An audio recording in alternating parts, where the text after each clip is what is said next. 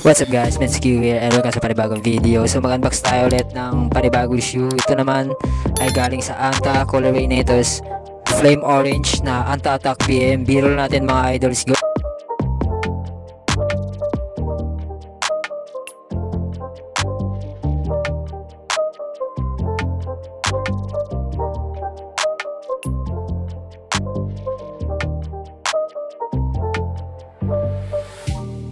So ito lang ang mga idol, quick detailed look lang tayo sa Anta Attack BM Flame Orange colorway. Sa mga gusto mag-order nito mga idol, maglalagay kong link dyan sa baba. May tatlong colorways na available dyan sa description box below. So tara, let's go.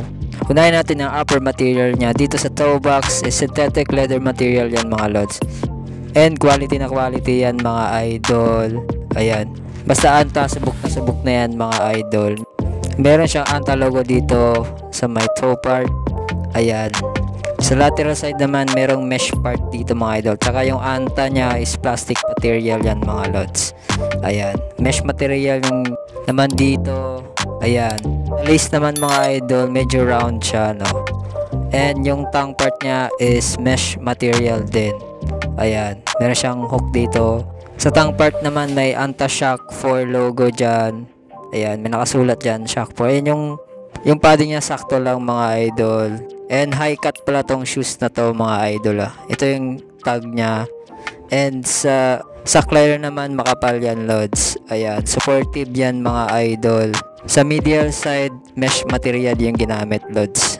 Synthetic leather dito sa may eyelets. Ayan. Sa back heel naman, may Shock 4 logo and Anta.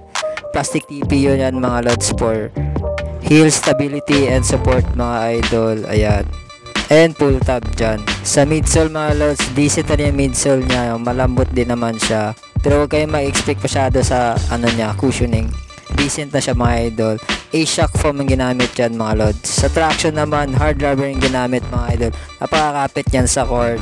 Ayan. Mga herringbone traction din yung ginamit dyan. Ayan. Solid yan mga lods. And nagamit ko na yan sa court, sobrang kapit mga idol. And low to the ground din tong shoe na to mga idol. High cut na Anta Attack PM. Sa sizing pala nito mga idol, true to size lang kayo mga idol. Sa mga wide footers, half size up or one size up mga lods.